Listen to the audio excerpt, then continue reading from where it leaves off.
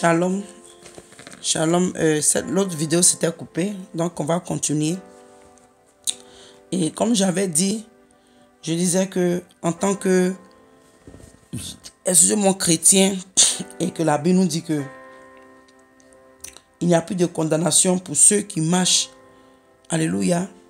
Il n'y a plus de condamnation pour ceux qui sont en Jésus et qui marchent non selon la chair, mais selon l'esprit.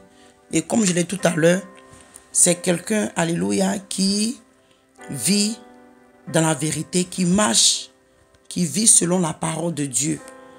Et comme j'avais dit tout à l'heure, dans le livre de 2 Corinthiens 5, 17 nous dit, si quelqu'un est en Christ, il est une nouvelle créature. Les choses anciennes sont passées, voici, toutes choses sont devenues nouvelles. Donc, comme j'avais dit tout à l'heure, dans le livre de Romains, qui nous dit qu'il n'y a plus de condamnation. Parce qu'il n'y a plus de condamnation pour cette personne, parce que cette personne est devenue une nouvelle créature en Christ. Celui qui est en Christ n'est pas condamnable, parce que tu marches selon les voies de Christ, tu marches selon les voies de Dieu. Mais malheureusement aujourd'hui, il y a beaucoup de chrétiens qui se disent qu'ils sont en Christ parce qu'ils ont confessé seulement de leur bouche que Jésus est leur Seigneur et Sauveur. Mais leur caractère n'a pas changé. Leur manière de parler, leur manière de vivre, leur manière de faire les choses n'ont pas changé. Et bien aimé, c'est un piège parce qu'aujourd'hui, j'ai compris que dans la Bible, française, on te dit qu'il n'y a plus de condamnation pour ceux qui sont en Christ, qui sont en Jésus-Christ. Mais on ne dit pas qui marchent non selon la chair, mais selon l'esprit. Donc les gens pensent que comme le fait que, j'ai confessé de ma bouche que je suis en Jésus, il n'y a plus de condamnation pour moi. Non, bien aimé. C'est la personne qui vit dans la vérité, la personne, alléluia, qui est conforme, excusez-moi, qui est conforme à la parole de Dieu. Ta manière de vivre, ta manière de marcher est conforme, alléluia, à la parole de Dieu. Il ne suffit pas seulement d'aller à l'église et puis dire que je suis une nouvelle créature. Non. Quel est ton comportement? Quelle est ton attitude? Quelle est ton attitude? Est-ce que tu as encore les désirs du monde en toi? Bien-aimé, c'est un combat. Je ne suis pas venu ce soir pour condamner quelqu'un ou pour juger. Mais bien-aimé, je dis ça pour que toi et moi, en fait, on se réveille ensemble pour comprendre que nous sommes en train de courir les temps difficiles. Et au fur et à mesure que nous approchons à l'enlèvement de l'église, la vie chrétienne devient difficile, devient compliquée. Mais ce n'est pas impossible. Parce qu'avec le Seigneur, nous pouvons faire toutes choses. C'est pourquoi le Seigneur nous demande de nous approcher de lui. Et lui, il va s'approcher de nous. Alléluia. Donc, bien aimé, une personne, alléluia, qui est une nouvelle créature. C'est que, comme j'ai dit, pour ne pas me répéter, ta manière de vivre doit changer. Mais aujourd'hui, l'église est remplie des chrétiens qui sont encore païens. C'est-à-dire qu'ils ont juste pris le manteau du chrétien, mais il n'y a pas de fruits. On ne produit pas de fruits dignes de la repentance. On ne vit pas selon Dieu. Oh, la Bible nous dit quoi? Que depuis au temps de Jean-Baptiste, le salut là, il est forcé. Bien-aimé, on doit s'efforcer. Si on veut rentrer au paradis, ce n'est pas une histoire de traîner les pas. Non. Il y a des sacrifices qu'il faut faire. Tu dois quitter ton zone de confort. Tu dois abandonner les choses qui ne glorifient pas Dieu. Tu dois, alléluia, parce que comme l'apôtre Paul pouvait dire que les choses qu'il avait, comment je peux appeler ça? Il dit que les choses qui étaient des gains pour lui, il les a regardées comme de la boue à cause le fait qu'il a donné sa vie à Christ, il a accepté Jésus à cause du fait qu'il a connu Jésus. à cause du fait que le Seigneur Jésus est rentré dans sa vie. Il dit qu'il a regardé toutes ces choses-là comme de la boue. Ce n'a pas été facile. Ce n'a pas été facile pour Paul. Mais il dit qu'il a abandonné ces choses-là pour obtenir Christ, pour gagner Christ, pour gagner le Seigneur, pour gagner, je veux dire, le royaume des cieux. Il a abandonné ces choses-là pour gagner le royaume des cieux. Donc, bien aimé, ce message est venu ce soir pour encourager quelqu'un. Pour te dire, bien aimé, si tu veux réellement obtenir le royaume des cieux, tu veux être sauvé et que après la mort, tu veux aller au paradis. Toi et moi, bien aimé, nous devons vivre selon la parole de Dieu. Nous devons marcher. Nous ne devons plus être des religieux.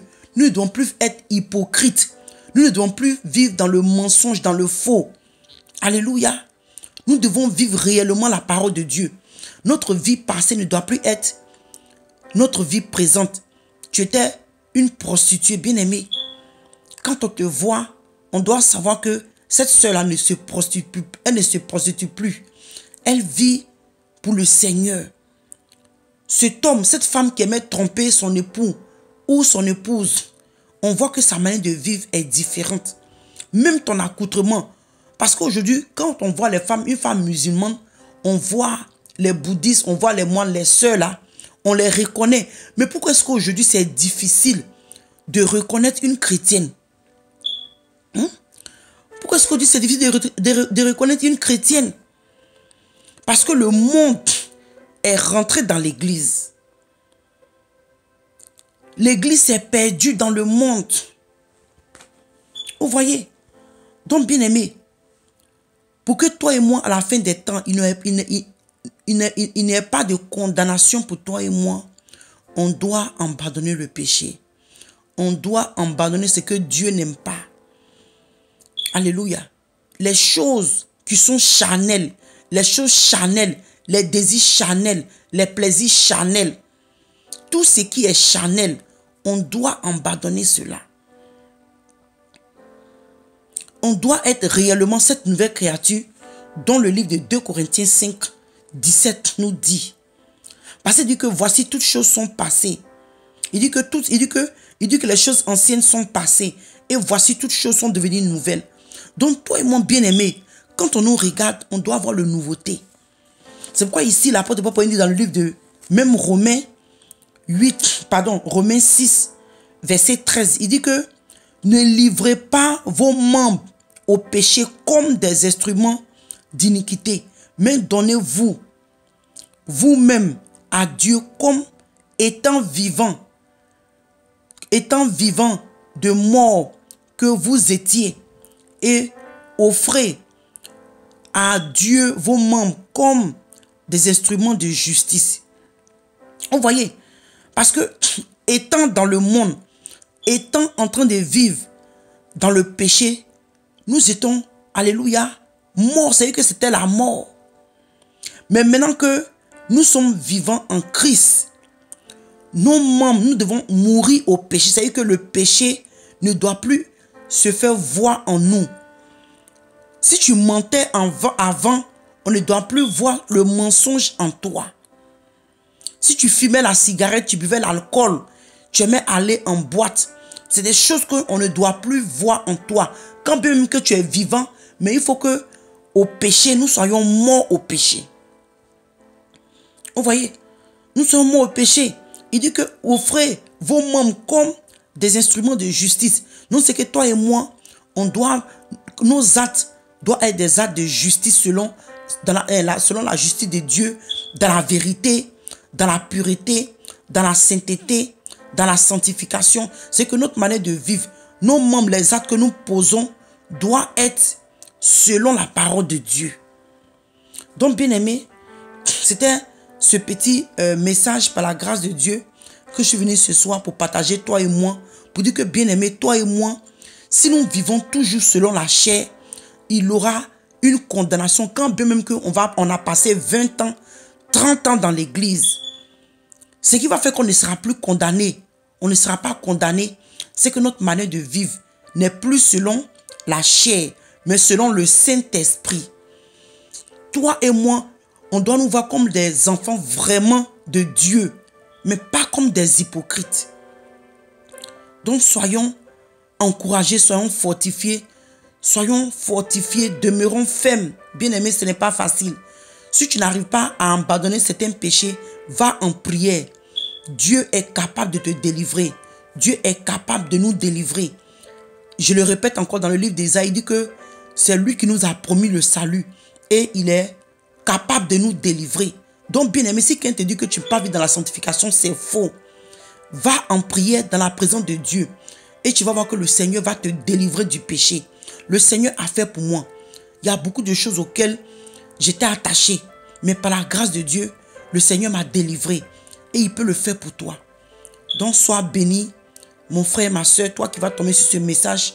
Shalom à toi et que la grâce de Dieu soit avec toi. Si le Seigneur donne encore l'opportunité, je vais encore me connecter pour une vidéo, une autre petite vidéo. Que le Seigneur te bénisse et que le Seigneur donne la force, alléluia, le pouvoir de dominer le péché au nom de Jésus. Car nous sommes à la fin des temps et l'église est sur le point d'être enlevée, bien-aimé. Toi et moi, par la grâce de Dieu, ne ratons pas ce rendez-vous, ce jour glorieux. Alléluia. Et que le Seigneur te bénisse. Shalom à toi.